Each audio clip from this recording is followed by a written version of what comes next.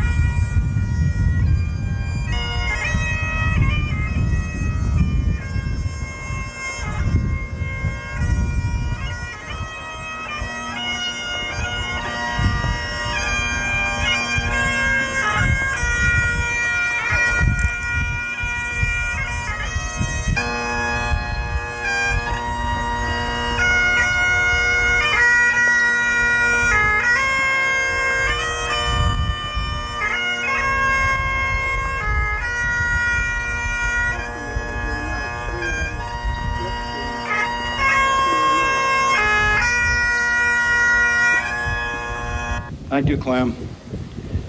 Reverend clergy, Senator Padula, Representative Hawk, distinguished veterans of the Vietnam-Persian Gulf conflicts, honored guests, ladies and gentlemen.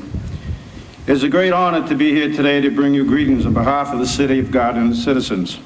It is also a great honor for me to officially welcome to the City of Gardner this replica of the Vietnam Veterans Memorial Wall.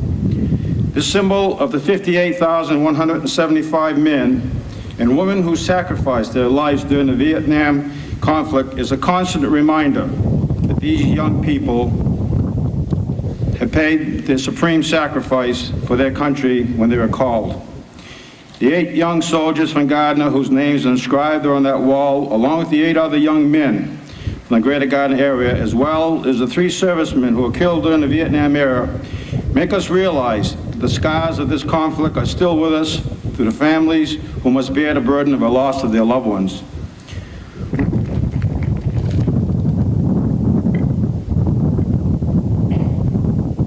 I am a Vietnam-era veteran. I did not serve in the Vietnam War, but the effects of that war changed my life. In 1968, our nation was in the middle of the Vietnam conflict. I volunteered to serve our country as an Army medic. I was 18 years of age. After my medical training, the men went to the battlefield and the women went to the Army hospitals throughout the states. I was assigned to the Walter Reed Army Medical Center, where I cared for the wounded. After the repair surgery was done, war injuries are not a pretty sight, with loss of limbs, deformed bodies, and emotional dysfunctions. These men shared themselves with me, their fears, their hurts, and their losses.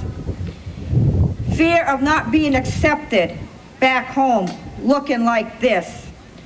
Loss of the very hope that gave them strength over there, just to receive a Dear John letter. The Vietnam conflict introduced me to death. Having to hold the hand of a young man dying of war injuries still causes an emotional hurt that will last forever. Majority of these men were my own age.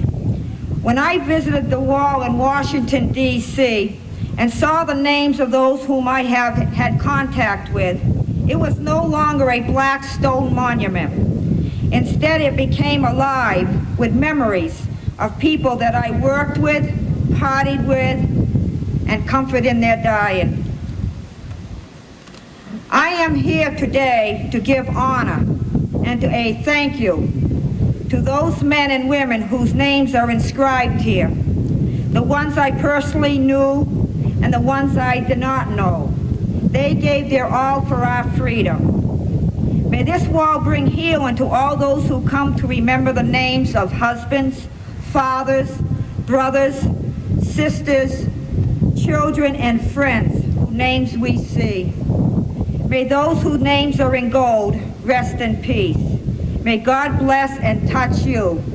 Welcome home, Vietnam veterans and Persian Gulf veterans. God bless you all. Thank you. When you listen to a song enough, it becomes part of you. You'll be walking down the street and a song may come to mind. You'll sing the words, or the tune will be going in your mind. When you write a song, it becomes that way after a while. It becomes special. And certain songs become more special than others. This song, we hope, will become special for you, particularly those of you that have names that are represented on that wall or lives that were spent in Vietnam. We've entitled this song, which I believe God gave me the words for, This Wall, and it needs no further explanation.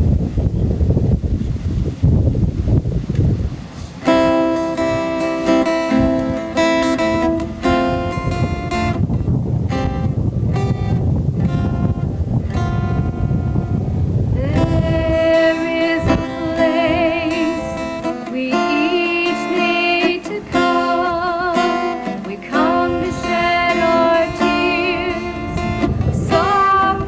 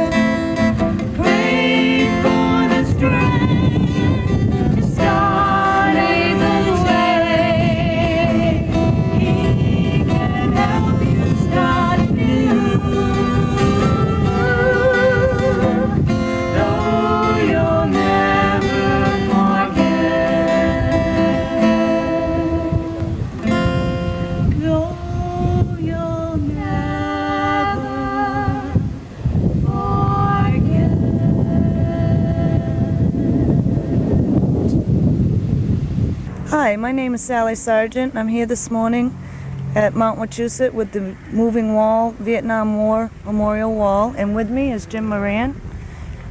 Going to be interviewing Jimmy this morning about his experiences in Vietnam. Jimmy, can you tell me what year you went in? I was there from January of 1970 to February of 1971.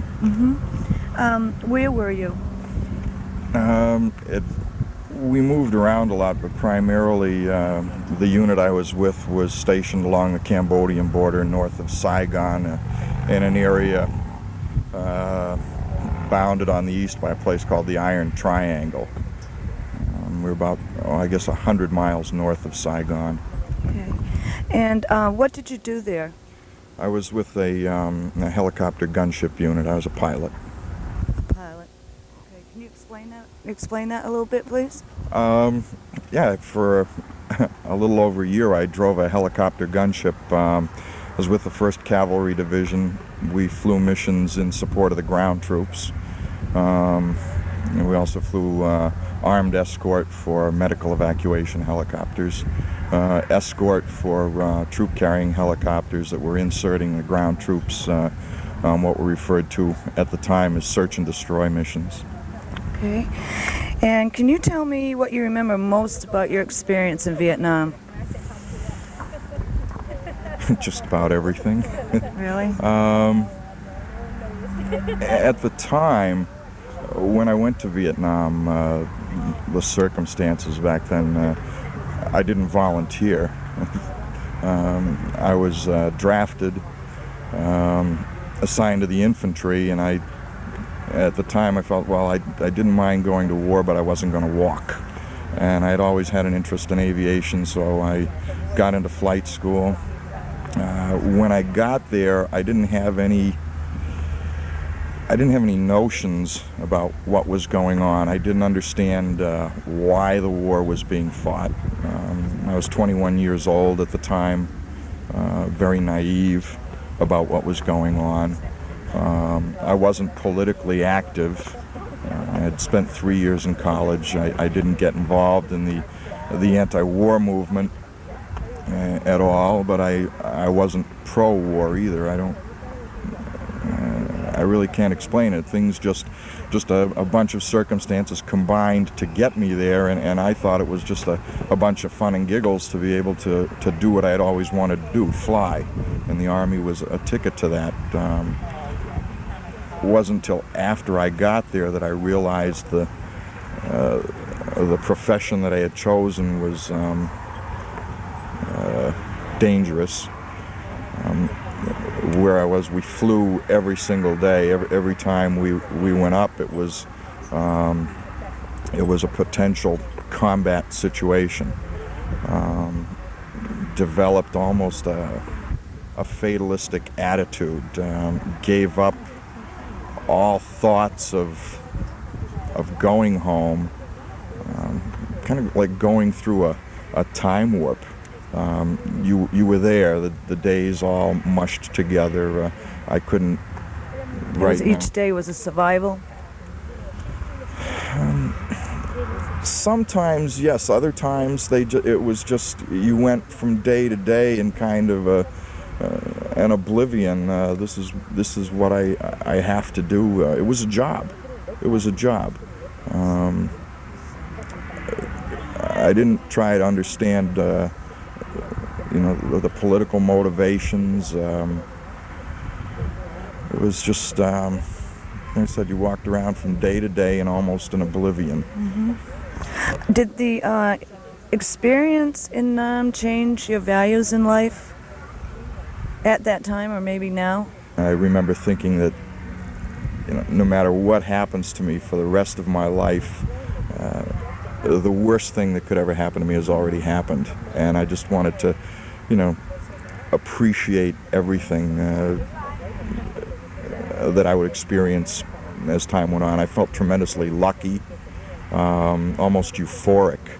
I can't explain the feeling just to, get out of there and know it was behind you, and I wouldn't have to wake up tomorrow morning and wouldn't worry about things anymore. Okay, now, considering the world collapse of communism today, okay? Do you feel that your efforts over there against communism were worth it? Honestly, no. No. Okay. I don't think we accomplished anything. It's a horrible thing. I suppose some people will disagree, but personally, I don't think we did anything.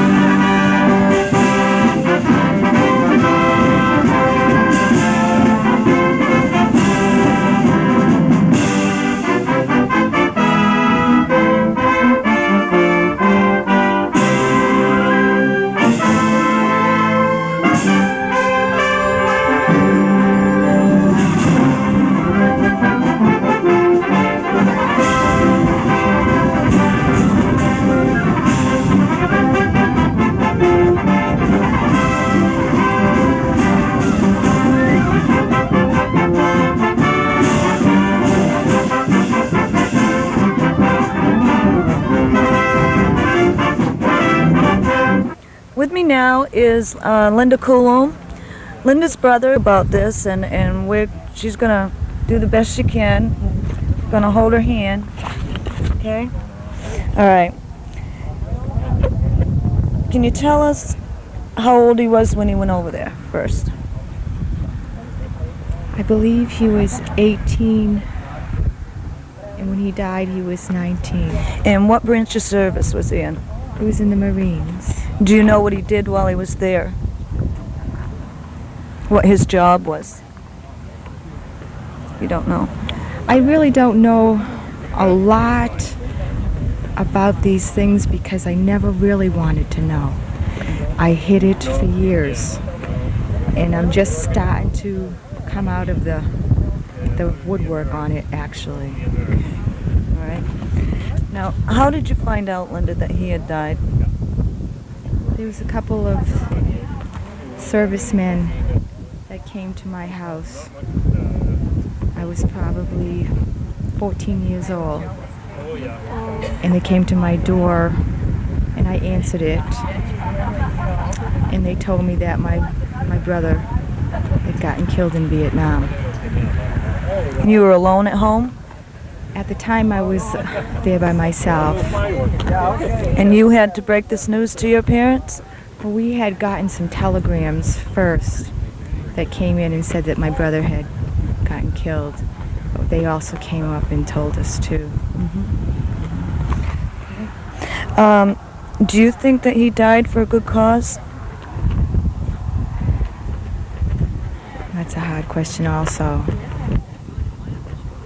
For us people here in our country, yes, I believe.